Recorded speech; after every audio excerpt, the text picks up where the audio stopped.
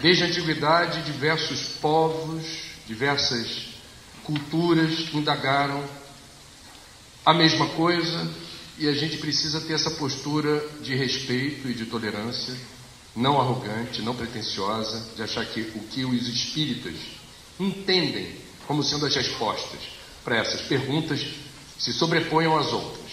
Então eu proponho aqui, em tempos de intolerância, em tempos de preconceito exacerbado, que a gente tenha um olhar generoso em relação, por exemplo, à visão das etnias indígenas. Por exemplo, os Yanomami. Como os Yanomami respondem à pergunta: quem sou eu, de onde vim e para onde vou? Certamente uma resposta diferente da que os budistas dão, os islâmicos, os judeus, os candomblecistas, os umbandistas, cada um com seu cada um.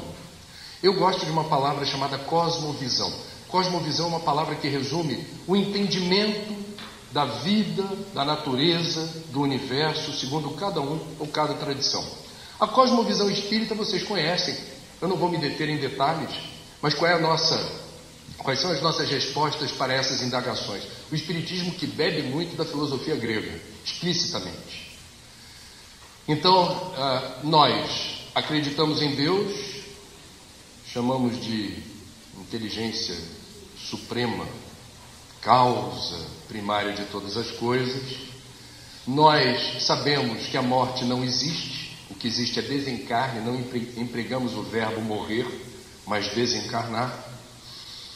Nós sabemos imortais, portanto, nós entendemos que sim, existe a possibilidade, e ela sempre teve lugar na história da humanidade, da comunicação com os desencarnados. Sim, nós não nos percebemos únicos no universo, nos percebemos no universo onde há muitas moradas habitadas, muitas mesmo, a perder de vista. Sim, nós reencarnamos, nós não temos apenas um intervalo de vida corporal para resolver todas as nossas pendências.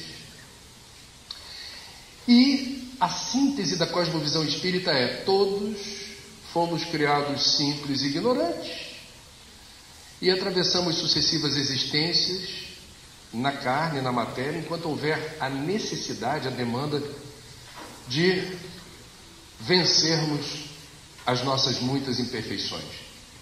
Cessará a necessidade da reencarnação no momento em que o nosso espírito se sentir absolutamente liberto dessas imperfeições, quais sejam orgulho, egoísmo, cobiça, vaidade, inveja, ganância. Eu estou sintetizando, estou fazendo catequese espírita no Twitter aqui para vocês, tá? Em post. Porque esse não é o tema, vocês conhecem tudo isso. O tema que eu queria refletir junto com vocês antes de abrir para a pergunta é o seguinte: posto que nós temos a nossa visão, a nossa cosmovisão do que seja a vida, quem sou eu, de onde eu vim, para onde eu vou, o que nós estamos fazendo disso no século XXI? Porque ser espírita no século XIX é bem diferente de ser espírita no século XX, que é bem diferente de ser espírita no século XXI. Eu estou escrevendo um livro sobre isso, para a gente entender quais são os desafios do espírita hoje. E creiam, é bem diferente dos desafios dos primeiros espíritas na segunda metade do século XIX. E creiam, é bem diferente dos desafios que Chico Xavier enfrentou ao longo do seu messianato mediúnico, e bem diferente daquilo que a gente viu acontecer até o fim do século passado. Primeiro ponto fundamental da nossa doutrina: o que é ser espírita verdadeiramente? Como se reconhece o verdadeiro espírita? Kardec achou isso tão importante que deixou por escrito o que significa ser o verdadeiro espírita. E a gente gosta de esquecer essa definição. Porque para muitos de nós, para ser espírita, basta frequentar centro, bater ponto, assistir pelo menos uma palestra pública por semana, não esquecer do passe, nem da água fluidificada. Ler alguma coisa que nos deixe razoavelmente antenados com as questões espíritas.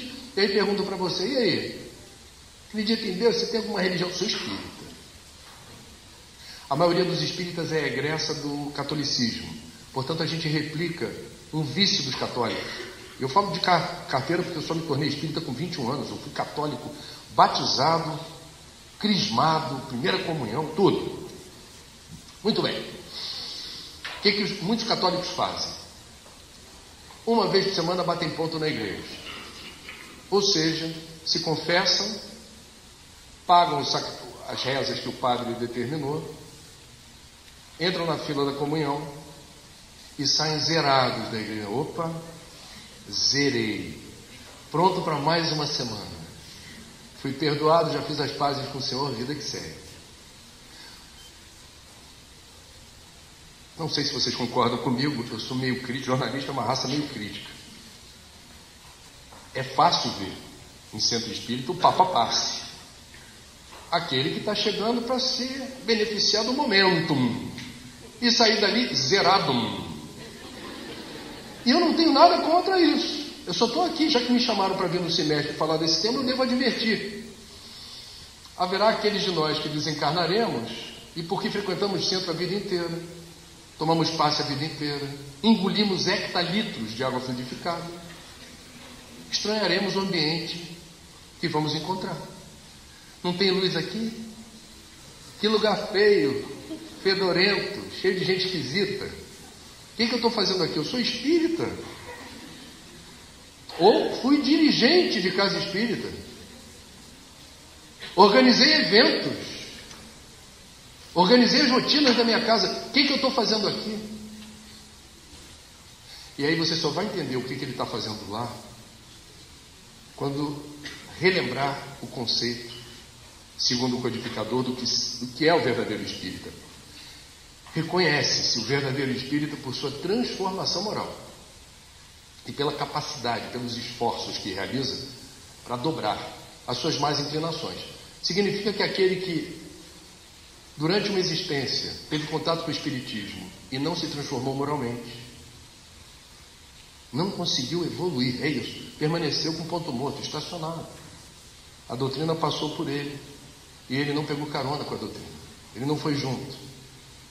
Poderá no tribunal da consciência, o juízo final está aqui, cobrar-se dizendo assim: eu não usei a doutrina como ferramenta evolutiva, eu tentei me apropriar dela como autoajuda.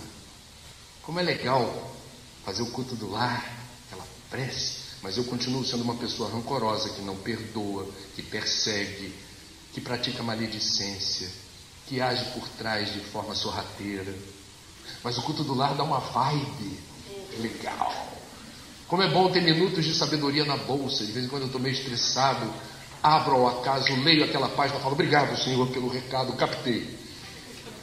E aí a gente vai, digamos, assentando a angústia, a ansiedade, vai resolvendo estados depressivos, usando e abusando da doutrina, não devolvendo nada para o mundo que te acolhe e para a sociedade que está em torno.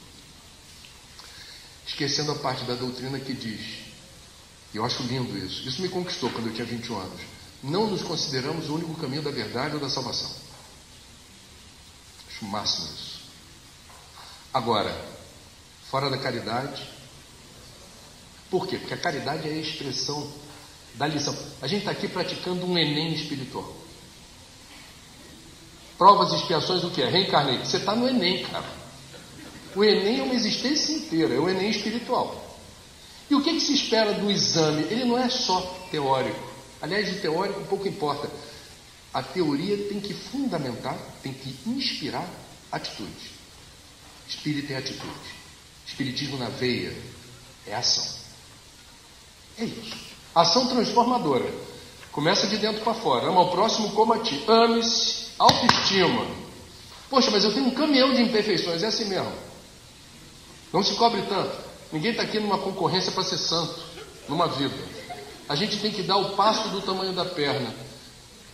Tão perigoso quanto usar o espiritismo em causa própria sem evoluir é se deslumbrar com o espiritismo querendo a beatificação no intervalo de uma vida, e isso pira. A pessoa começa a ficar porque ela não dá o passo do tamanho da perna, então ela não consegue se perdoar. naquilo que ela não vai conseguir evoluir. Ninguém evolui a jato, a natureza não dá saltos. Você planta a semente do abacate, vem a plantinha do abacate, começa a crescer, até a primeira geração de fruto, leva tempo.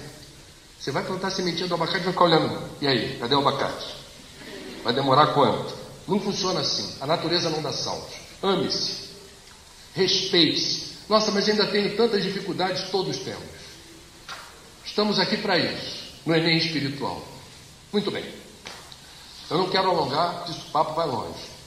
Tem as perguntas, mas eu tenho algumas reflexões importantes para compartilhar com vocês sobre como é que a gente acelera o passo no século XXI, usando o Espiritismo na direção que importa.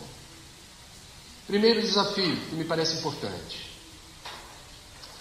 No nosso tempo, nós estamos vulneráveis ou suscetíveis com muito mais intensidade do que no século XX e do que no século XIX, a dispersão, a distração e a alienação. É um bombardeio de nadas, mil nadas, principalmente por uma ferramenta que hoje está muito acessível e que permite que a gente virtualize contatos, se comunique com extrema rapidez, acesse conteúdos fantásticos em diferentes pontos da nuvem. Então, em bom português, eu tenho que acelerar, vou me editar. Podia discorrer sobre isso muito, mas eu quero falar o seguinte: a internet é de Deus. Eu não sou contra redes sociais nem smartphone. A tecnologia não é boa nem má. O uso que fazemos dela define a qualidade da relação. Dou aula na PUC do Rio há 15 anos, de jornalismo ambiental. 2 anos atrás, eu percebi o impacto do smartphone sobre a minha disciplina. Porque eu vi 8 cucurutos em sala de aula, dos 30 alunos, eu vi 8 cucurutos. Durante a minha aula, os 8 estavam... Minha autoestima foi lá embaixo. Mas eu sou um péssimo professor, eu não estou acostumado a ver 8 cucurutos na minha frente durante a minha aula. E aí eu ouvi uma voz que no primeiro momento eu não sabia se era do encosto ou do meu guia. Fiquei na dúvida. E a voz disse: interrompa a aula e dê uma prova valendo nota. E o meu lado imperfeito acolheu, falou assim: queridos, papel em branco, canetinha, prova sem consulta valendo nota, ok? Pô, professor! Pô, professor! 3 questões. E à medida que eu fui proferindo as questões, eu vi que não era encosto, era um guia espiritual que estava ali. Primeira questão: eu quero saber quanto tempo por dia vocês passam navegando na internet. Quanto tempo? Eu quero que vocês estimem, em média. 5, 6, 7, 8 horas? Parem, pensem e respondam, em média, de segunda a segunda. Segunda questão: fazendo o quê? Para onde vocês vão? Vocês vão para o YouTube, para o Insta, para o Face, para o Twitter? Vai para site de notícia? Vai ficar no Zap trocando figurinha? E aí? Emoji. Olha lá, pim, papom. Ok. Depois que você me disser o que você costuma fazer, a terceira pergunta, essa foi iluminada, porque eu não teria competência. Explique com suas próprias palavras o resultado dessa experiência. Em que medida ela ajudou você a ser uma pessoa melhor, mais antenada com o mundo em que você vive, mais conhecedora dos desafios do nosso tempo? Foi bom para você? Me recolhi, a prova voltou. Obviamente todos tiraram uma boa nota, ali não tem um gabarito, é uma prova subjetiva. Qual foi a minha intenção? Aferir de que maneira esses novos tempos estão presentes no dia a dia, em que medida a garotada tem consciência disso.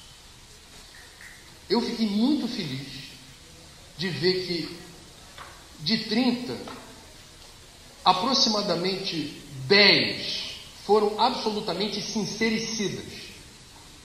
E na resposta da terceira questão disseram: eu estou impactado, porque realmente eu devo dizer que o consumo de tanto tempo e energia não resultou em algo efetivo, concreto, mensurável, que eu possa dizer que fez bem, me ajudou a entender melhor quem sou, que mundo que eu estou e quais são os desafios que estão colocados. Então, em bom português, o que nós estamos falando aqui remete a algo que o Espiritismo conhece. A maior parte dos desencarnados, quando faz essa passagem, relata do lado de lá o quê? Quando pergunta assim, enquete. E aí, foi bom para você? Como é que você está? Me diz. A maioria dos desencarnados declara o quê? Estar arrependida pela perda de tempo. Passamos uma existência que, creiam, é rápida. Creiam, é rápida. E no final do período, puxa-se o extrato. E você verifica exatamente, é o que o Divaldo gosta de chamar de livro da vida. Está tudo lá. Tudo é tudo. Tudo que você fez ou deixou de fazer, tudo que você pensou, tudo que você sentiu, tudo que você falou para os outros, tudo. No livro da vida aparece que consumo fizemos, que uso fizemos do nosso fluido vital, que é o combustível da vida. Que todos temos prazo de validade. E a gente não sabe quando ele chega ao fim. Ele pode levar muito tempo para se exaurir e ele pode terminar daqui a pouco. Quem saberá? Importa que a gente, enquanto espírita, tenha consciência e isso vai requerer. Isso é o tópico seguinte. Um planejamento, uma estratégia e alguma disciplina para executar algo no tempo que temos. Se o tempo é rápido, eu não tenho todo o tempo do mundo para realizar aquilo que para o espírito é fundamental. Qual é a palavra síntese que resume o que estamos fazendo aqui? Estamos aqui para quê? Você pode me desmentir se não for isso. Eu já perguntei para mais de um, falei assim, para um biólogo, qual é a primeira função do ser vivo? Ele vem ao mundo para quê? Sabe o que eu já ouvi de mais de um biólogo? Para se reproduzir. Reproduzir e perpetuar a espécie. É instinto. Eu vim para cá, mas eu sei que eu vou sair. Daqui a pouco eu não estou mais aqui. Uma baratinha. A baratinha vem ao mundo. Claro, ela quer comer, ela vai descomer, ela tem que ficar ligada nos predadores, mas ela está lá para fazer o quê? Eu tenho que achar a baratinha. E por que eu tenho que achar? Porque eu tenho que perpetuar a espécie. Está no meu DNA. É instintivo. Todo animal, todo bicho, todo inseto é assim. Não vem com papo de evoluir para a barata. Você veio para evoluir a barata. Ah, peraí, não é bem assim. Nós não. Pergunta para o espírito, ele sabe evoluir. Como é que se evolui? É aí que eu estou dizendo que no século XXI, se você não tiver algum planejamento, método, uma pitada de disciplina, vai ficar difícil. Pelo bombardeio de distrações, dispersões, o tempo voa, amor. O tempo voa. Na época do Kardec, um dia tinha longas 24 horas. O tempo demorava para passar. Não tinha televisão, não tinha internet, não tinha cinema. Olha, tinha sarau. Era legal, não estou dizendo que era ruim, não. O pessoal inventava moda para passar o tempo. Hoje o tempo voa, amor. Então se liga na missão. Ser espírita, sabe o que está fazendo aqui, é evoluir, está levando a sério isso? Você pode levar a sério o direito do seu livre-arbítrio. Agora, quem leva a sério? Quem está domingo de manhã, esse horário, no Cined. A minha presunção é que vocês estão levando a sério. Então vamos lá. Não dá para evoluir hoje com tanta fluidez, sem planejamento, método e disciplina. Para isso, a gente vai resgatar o que o Kardec falou 160 anos atrás, saiu publicado. A gente precisa estudar. Precisa estudar por quê? Muitos de nós somos espíritas, ou os trabalhadores da última hora, por quê? Por que da última hora? Muitos de nós já ouviu o chamado do Cristo em outras vidas. Achou legal essa coisa do Evangelho, achou bonitinho a caridade. Pô, bacana, eu gosto dos cristãos, bacana isso que eles fazem. Então vem. Não, agora não. Ainda não. A gente já ouviu o chamado, mas antes, por alguma razão, parte de nós, cada um tem a sua história, mas eu acho que é recorrente entre espíritas. Desta vez não deu para dizer não, porque nós fomos fisgados pela razão. Fé raciocinada é coisa séria. Você começa a ler, você fala, faz sentido, tem a ver, pegou. Fui fisgado por uma doutrina que não fica dizendo, não faz promessas vazias, digamos assim, no território da fé. A gente não fala de mistério, com todo respeito. A gente não cultua o mistério. A gente diz, sabemos o que é possível no nosso nível evolutivo. Racional. Percebam, portanto, que estamos falando do estudo como ferramenta para nos dar a coragem de fazer o fundamental, que é evoluir com método, porque do contrário fica difícil. Eu estou no fim de semana de folga, eu trabalho em 4 lugares, cara. E eu estou aqui, amarradão. Por que eu estou aqui? Tem colega meu que não me chama mais para shopping, não me chama mais para festa, não me chama mais para... Já me acha fanático. André virou fanático. Sério? Você vai fazer no Recife. Recife, que legal que você vai fazer lá. Se mexe. O que é isso? Congresso. De novo com o espiritismo. Esse cara virou um fanático. Eu não estou preocupado, eu não estou nem aí, com toda a franqueza, com o que os outros acham ou deixam de achar. Por quê? Seus estudos. A minha fé não é robusta o suficiente para se autossustentar sem a ferramenta da fé raciocinada, dizendo assim, cara, você entendeu como é que funciona o software inteligente da vida? Então programa o teu aplicativo, o teu navigator, para ir na direção certa. O teu Waze espiritual. Programa, você quer chegar aonde? Lá. Programou. O semestre está no meio do caminho, cara. Ah, mas e o chopp? Fica para outra. Eu não tomo um chopinho de vez em quando, não. Mas vai ficar para outra. E ontem? Vou contar uma fofoca para vocês, você sabe. Vim no avião com o Paralamas do Sucesso, que deu show ontem. João Baroni é meu parceiro, a gente troca figurinha. Encontrei o Baroni e falei, Baroni, Recife, isso no avião. Rapaz, vai ter show lá. Onde? Não sei o quê, tem um festival aí de rock. Aí falei assim, que hora vai ser? Não, vou te mandar pelo zap. Com ingresso, tudo assim.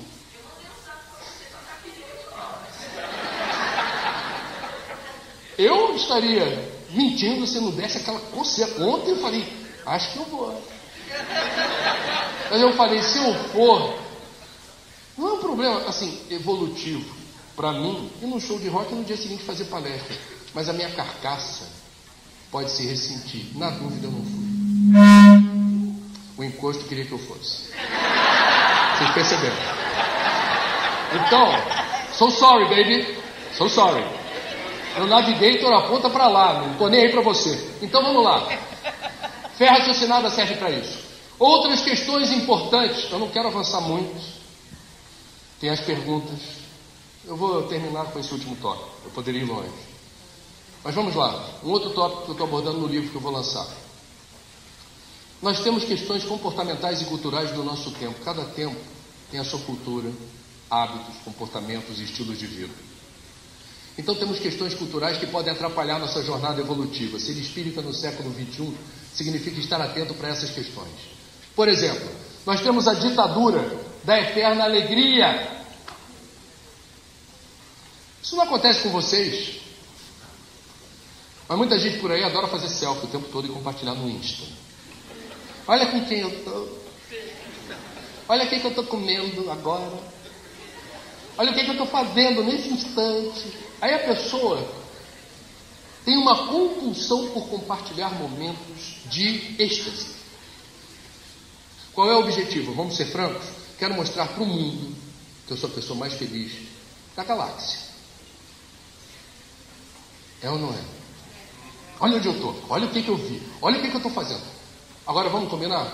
Numa expressão da moda, que não é nem em português, desculpem. O que é isso? Fake news. O que ninguém é o tempo todo feliz. Desculpa, não quero decepcionar. Se você conhece alguém que é o tempo todo feliz, desconfie. É um ET. Trate-o bem. É um irmão evolutivo. Está num outro gradiente evolutivo. Deve estar em missão por aqui, ensinando a gente a lidar bem com as intempéries da vida. Releva. Mas não é humano. Reencarnou Te prepara.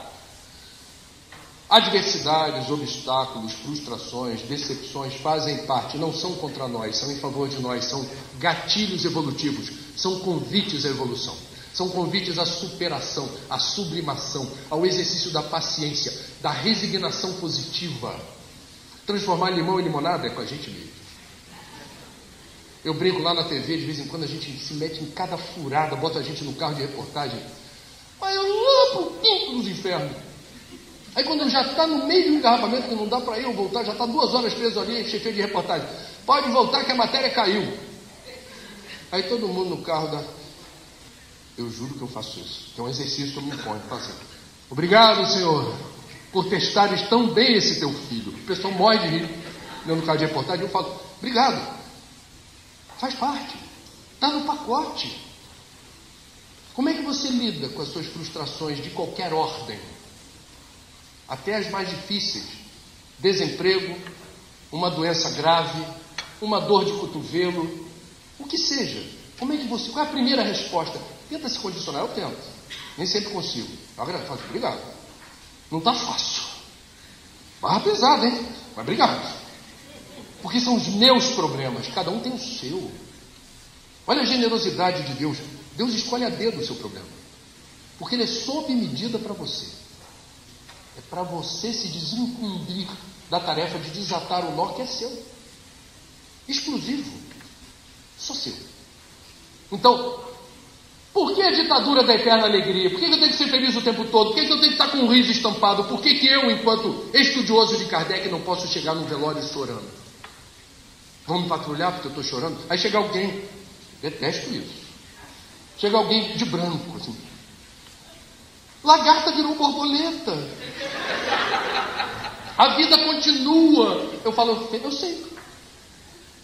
Nunca duvidei disso. Fé raciocinada ajuda.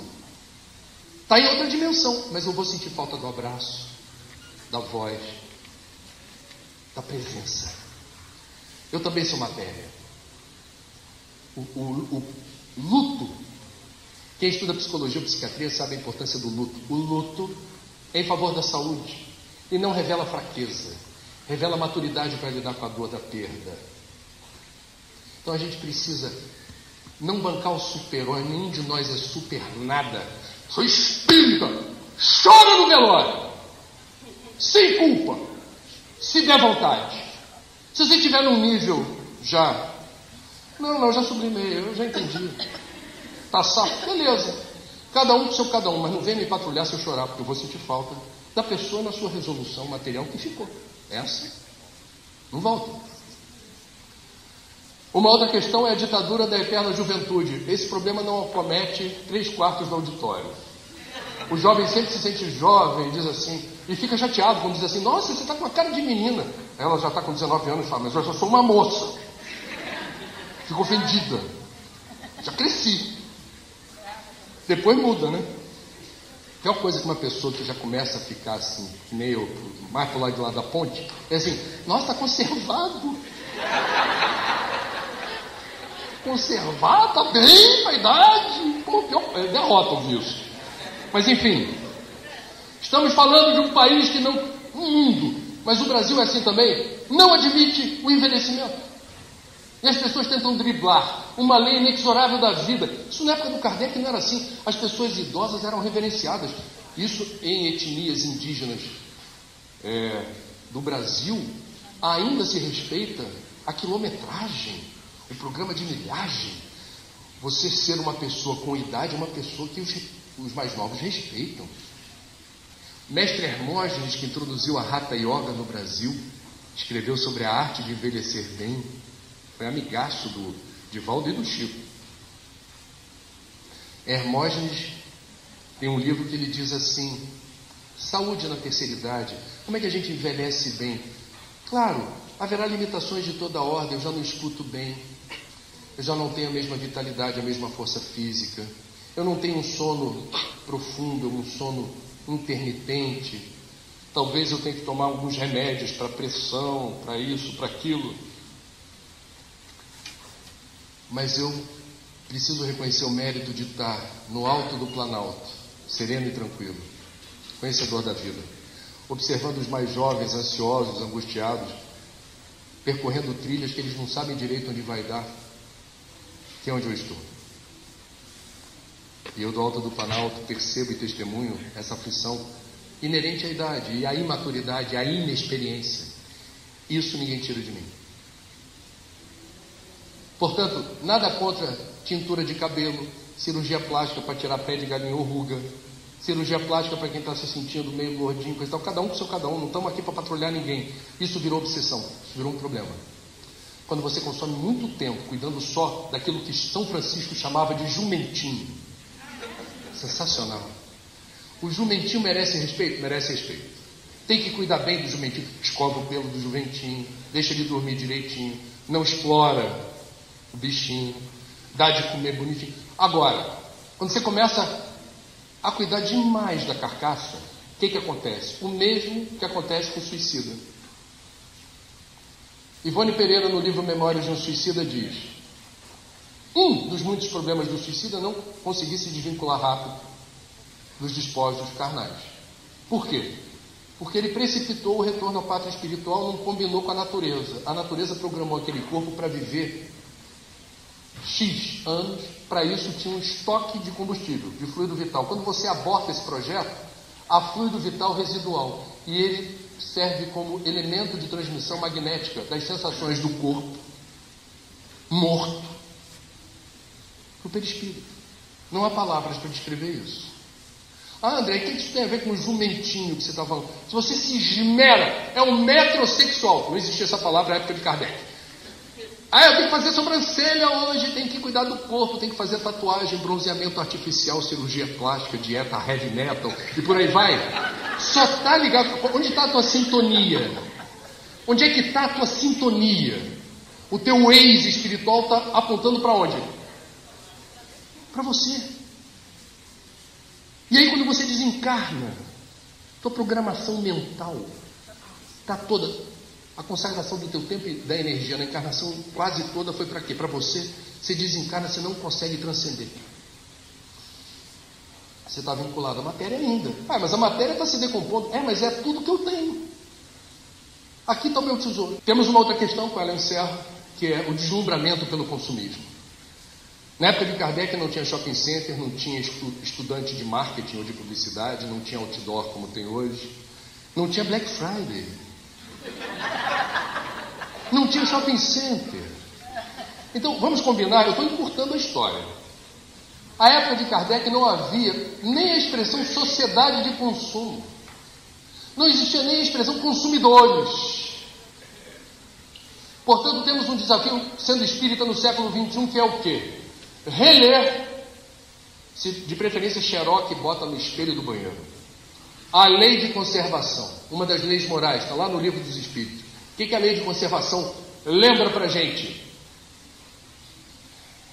Tem lá um subtítulo que diz, isso no século XIX, hein? Profético Kardec, o que é necessário e o que é supérfluo.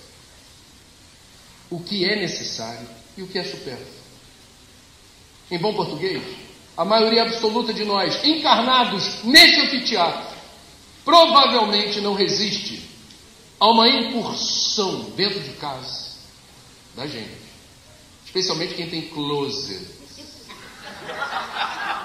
para checar o que efetivamente que você diz que é seu, que você comprou e que guarda na tua casa, você usa, é importante mesmo. Você vai colocar isso numa mala na hora de viajar, porque é importante, é visceral. Ou está ali na vibe da sociedade de consumo, que é confundir felicidade com acumulação de bens e posses. Você traduz felicidade pelo último lançamento do smartphone, pelo carro do ano. Vou morar em Boa Viagem, ou não sei qual é o bairro fashion, de Recife ou de Olinda. E você começa a transferir para o que é perecível e descartável o legítimo direito de ser feliz. Eu conheço várias pessoas abastadas no Rio de Janeiro. Ricas. Algumas delas ostentam matéria. Que não são felizes. Pelo contrário, estão em tratamento. Fazem uso de medicamento. Por quê? Baita sensação de vazio. Tenho tudo, mas não me sinto pleno. Eu não consigo me sentir bem. Tem algo que está faltando. É algo importante, filho. É algo importante, você descuidou. Isso, vamos lá, não vamos ser hipócritas. No mundo da matéria, a matéria ajuda em vários sentidos. Mas quando você confunde a matéria como sinônimo de condição para ser feliz, você entrou numa roubada, numa encruzilhada. No século XXI, precisamos estar mais atentos a isso. Entre outras razões, porque se você abrir o Evangelho lá no iniciozinho, numa parte do Evangelho que tem Santo Agostinho categorizando as diferentes moradas do Pai, segundo os Espíritos. O mundo que nós já passamos, já não estamos lá, chama-se mundo primitivo. Você vê pelo resumo de Santo Agostinho as características dos habitantes do mundo primitivo. A característica prevalente, mais importante, qual é? Apego à matéria. Nós já estamos no mundo de provas e expiações embicado para o mundo de regeneração. E a gente está olhando no retrovisor. Quem paga o meu salário, eu falei ontem, no outro salão, sou jornalista. Quem paga o meu salário é a publicidade. Eu estou há mais de 20 anos falando mal do consumismo, denunciando o consumismo. Não fui demitido ainda. Porque a minha crítica não é filosófica, a minha crítica não é religiosa, é científica. O planeta é um só, os recursos são finitos. Sabendo usar não vai faltar. Se há tanta miséria, pobreza e exclusão social, é porque o cobertor é curto e ainda há um número significativo de pessoas que vivem na opulência, no deslumbramento com a matéria. Tem muito mais do que necessitam. Muito mais. E prestarão contas dessa opulência. Que nada aqui nos pertence. Nada daquilo que você coleciona em casa, nem os seus investimentos no banco, nem o seu smartphone, suas roupas, seu carro, seu imóvel, nada disso te pertence. A bem da verdade, nem teu corpo te pertence. Quando a gente desencarnar, o que a gente leva para o lado de lá? As poucas conquistas no campo da ética e da moral que deu para acumular numa vida, se Deus quiser, se quiser bem feito. Um número razoável de imperfeições, ou seja, o conhecimento, a sabedoria adquiridos e os méritos evolutivos no campo do sentimento, da emoção, da capacidade de ser misericordioso, de perdoar. Isso você leva. O resto fica. Estamos vivendo num século onde o deslumbramento com a matéria ameaça espíritos que já passaram pelo mundo primitivo. Lembre-se disso no próximo Black Friday.